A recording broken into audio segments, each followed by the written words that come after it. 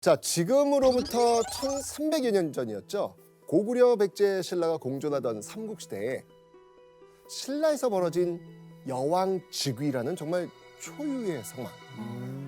이 여왕이 어떻게 신라 땅에서 탄생이 됐는지 그 실마리를 풀기 위해서는요.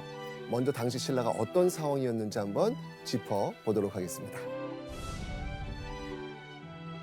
자, 이 지도는요. 선덕 여왕이 태어나기 조금 전인 6세기 말 삼국의 영역을 표시한 지도가 되겠습니다. 삼국 통일 전 신라가 최대 영토를 차지했던 바로 이 시기.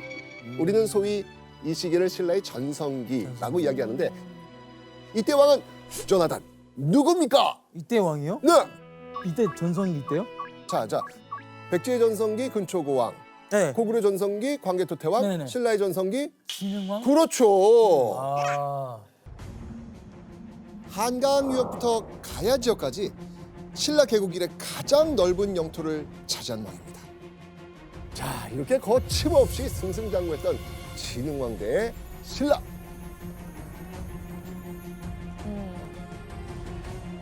그런데요.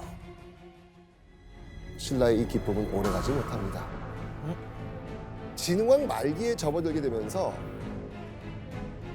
신라에서는 크고 작은 전쟁이 곳곳에서 끊임없이 벌어지는데요. 바로 다시 이 한강 유역을 되찾으려는 고구려와 백제의 힘들기 시작이 되었기 때문입니다. 자, 이때 먼저 신라를 공격해온 나라 어디였을까요? 고구려. 어떻게 알았어요? 손 모양이 내려가고 있어. 위에서 내려오고 아, 있잖아. 진짜? 아하. 맞습니다. 바로 고구려였습니다. 고구려는요 603년이었죠. 작정하고요 한강 유역을 되찾고자 북한산성 이 일대로 쳐들어옵니다. 그러다 절체절명의 신라를 구하기 위해 왕이 직접 전쟁터로 향하죠. 만여 명의 군사를 이끌고 출격한 신라의 왕. 그는 바로 신라의 제26대 왕 진평왕입니다. 자, 이 진평왕은요 진흥왕 사후 진지왕에 이어 왕위에 올랐고요. 진흥왕의 손자이기도 했습니다. 자, 이 진평왕은요 할아버지가 넓힌 신라의 땅을 지켜내기 위해 정말 목숨을 건 거죠. 자, 그렇게 고구려와 맞붙던 진평왕 결과는 어땠을까요? 승. 김평왕 승. 맞습니다. 다행히도 대승을 거두게 됩니다. 하지만 신라는 쉴 틈이 없었죠. 이어서 백제 역시 신라를 공격합니다. 우와. 진짜 위기네요. 와. 그럼에도 불구하고 진평왕은요 역시나 이번에도 백제군을 크게 물리치면서요 진흥왕이 넓혀놓은 신라 땅을 거의 잃지 않고 지켜냅니다. 이런 진평왕의 마음속에는요 언젠가부터 큰 고민이 하나 생깁니다. 어떤 고민이었을지 이걸 보시면 아실 수 있습니다. 여기 지금 진평왕의 가족관계를 그린 가계도인데 정실 부인인 마야 부인 그 사이에서 지금 세 딸이 태어났어요. 천명공주, 덕만공주, 그리고 선화공주입니다. 딱 보시니까 진평왕의 큰 고민, 그의 고민은 뭘까요? 아들이 없어요. 대를 이을 사람이 없네요. 맞습니다. 진평왕은요 이렇게 딸만 태어나니까 제발 아들이 태어나라 라고 하면서 또 다른 부인 승만 부인까지 드립니다. 자, 그렇지만 이 진평왕과 승만 부인 사이에서는 자식은 못 낳은 것 같아요.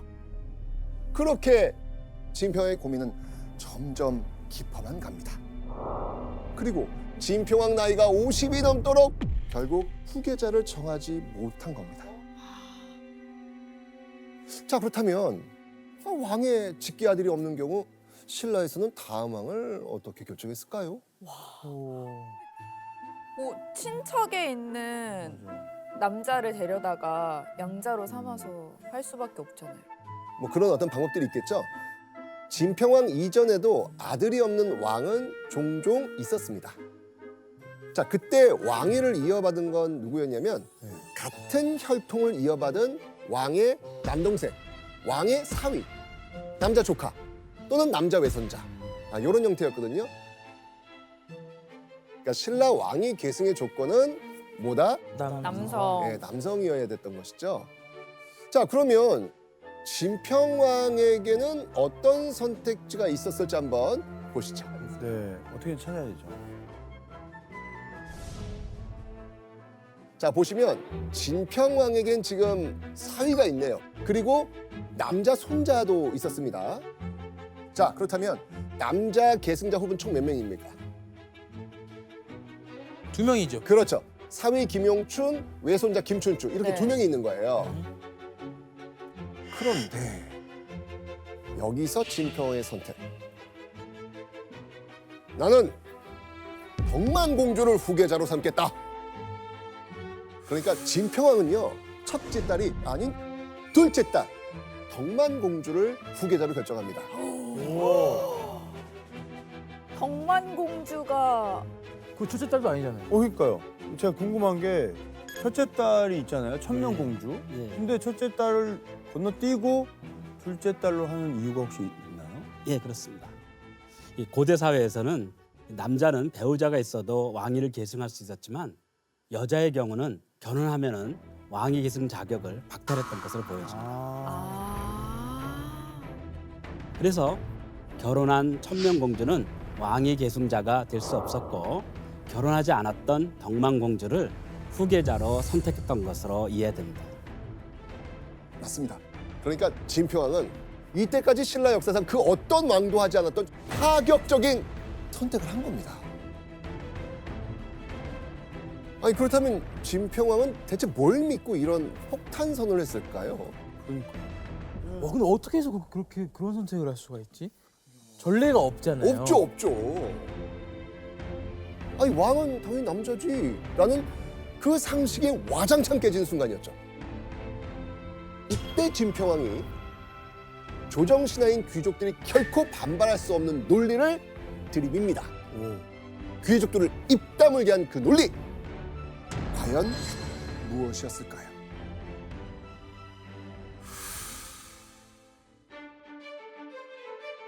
자, 이게 뭔지 아십니까? 골품제도. 그렇죠, 맞습니다. 왕족과 종친들, 유력 귀족이 속한 진골, 그리고 부품으로 나뉘어져 있어서 골품이다. 이렇게 제가 설명을 드렸습니다. 정말 신라만의 독특한 신문제였죠.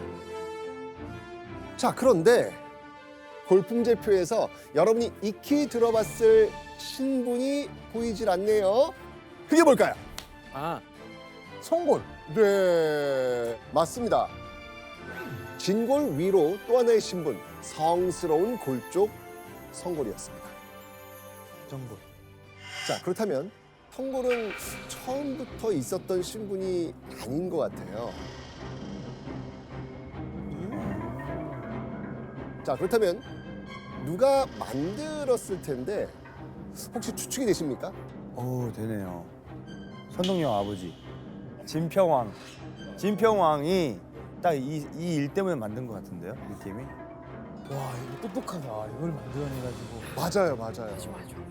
진평왕은요, 왕인 나와 내 가족은 더욱 특별한 존재가 돼야 되지 않을까, 이런 생각을 했던 것 같아요. 자, 그러면 진평왕은 어느 혈족까지가 성골이라고 봤을지 가계들 한번 보시겠습니다.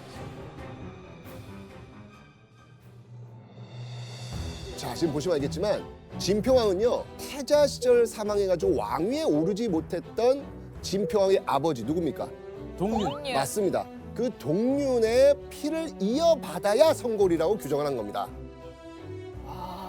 와 저렇게 딱 나눠봐. 그러니까 결국에는 이제 천명공주까지인데 네, 그렇죠. 그 천명공주의 이제 남편이나 아들 쪽에 못 가게 의도적으로 거기까지 딱 자른 느낌도 있어요. 정확히 지금 짚었습니다. 네. 그러니까 보시면 알겠지만 동륜의 직계 후손들만을 지금 성골로 인정한 거예요.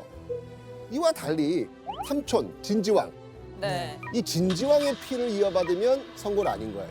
진골로 구분한 거예요. 그러니까 사위 김용춘 그리고 외손자 김춘추의 신분은 뭐가 된다? 진골. 진골이. 진골이 되는 거죠. 그냥 자기 핏줄 아니면 다 너희 왕 될 수 없어 이거잖아요. 그렇습니다. 자, 그럼 그런 상황에서 후계자의 조건에 딱 부합한 존재 누가 있겠습니까? 딸들. 딸들이죠. 그렇죠. 바로 성골인 딸 덕만공주였던 겁니다. 천명은 결혼했으니까. 결혼했으니까 탈락이고. 네. 자, 이렇게 성골이라는 강력한 명분으로 덕만공주를 후계자로 세운 이 진평왕. 자, 그런데 그게 끝이 아니었어요.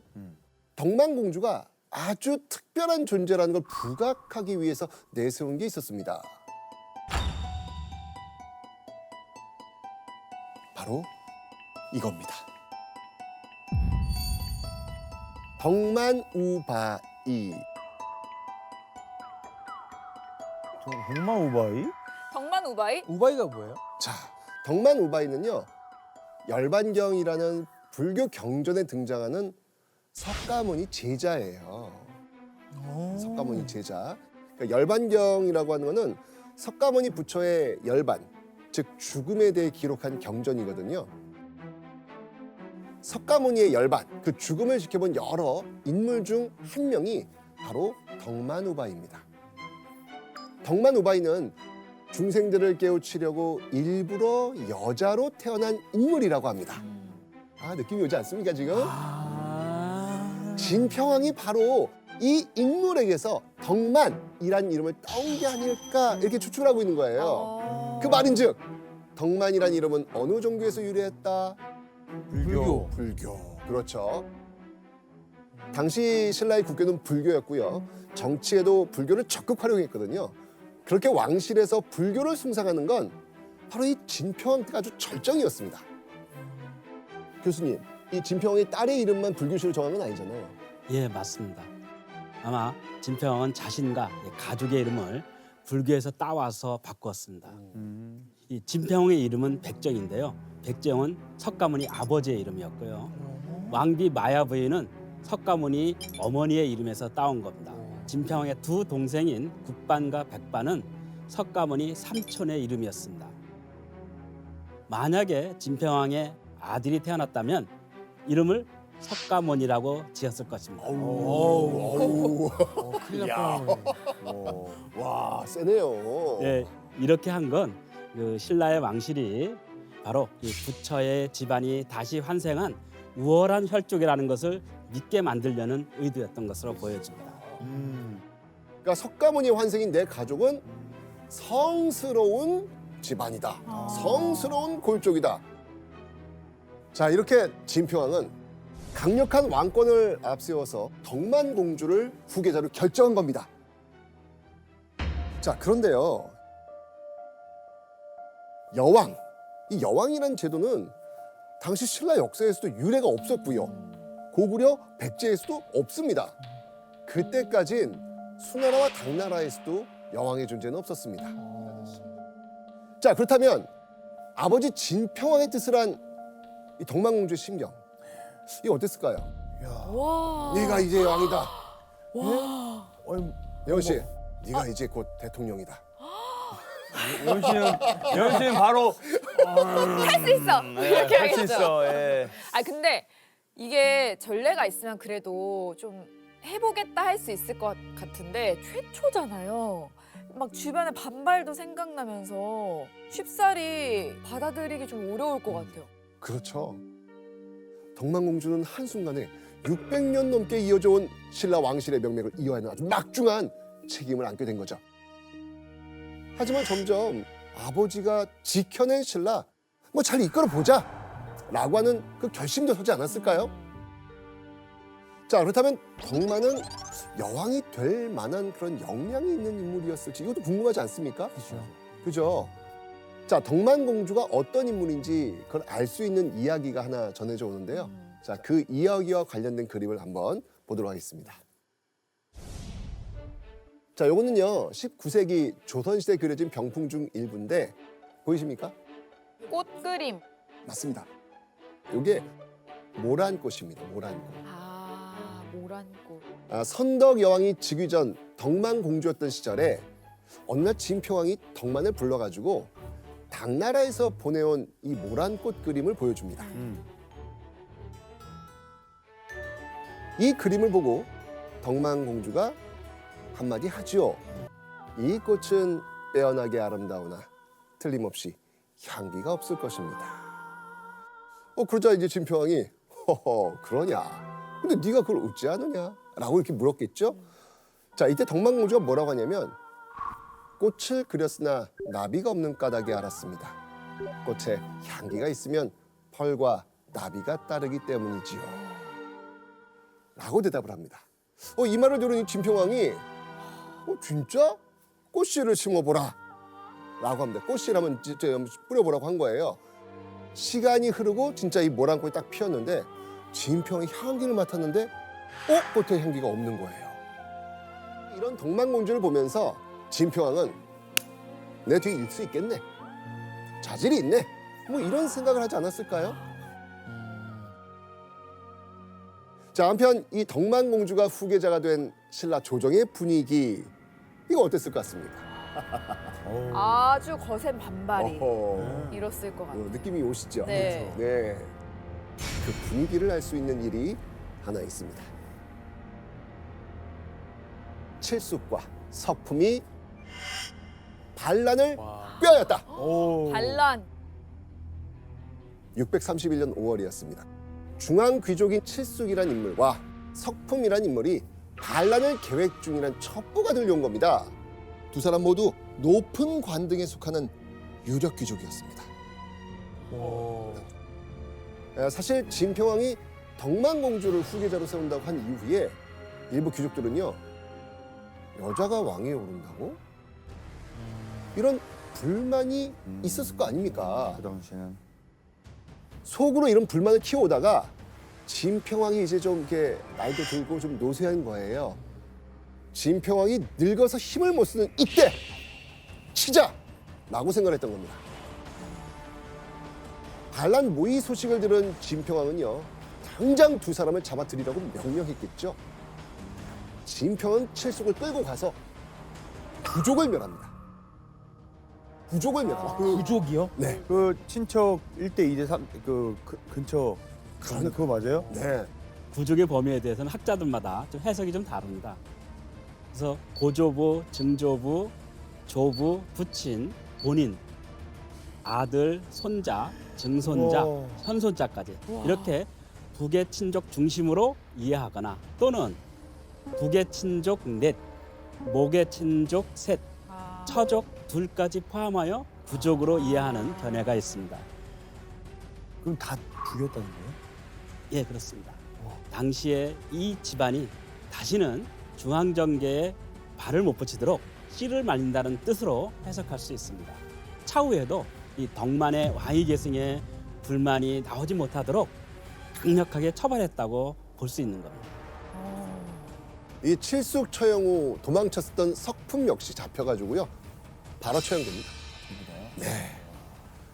자, 그렇다면 이런 반란 모의 사실을 들은 덕만공주 마음이 어땠을까요?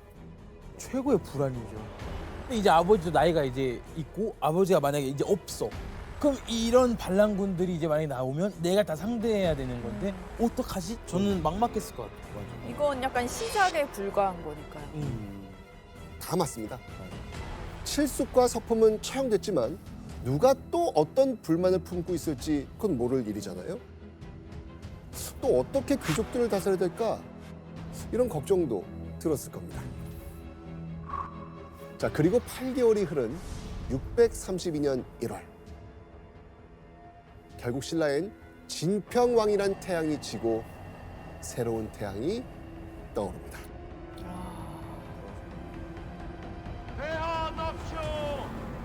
이야, 덕만공. 와, 우리 역사의 최초 여왕주기. 이에 새로운 신국을 이끌 우리의 폐하십니다.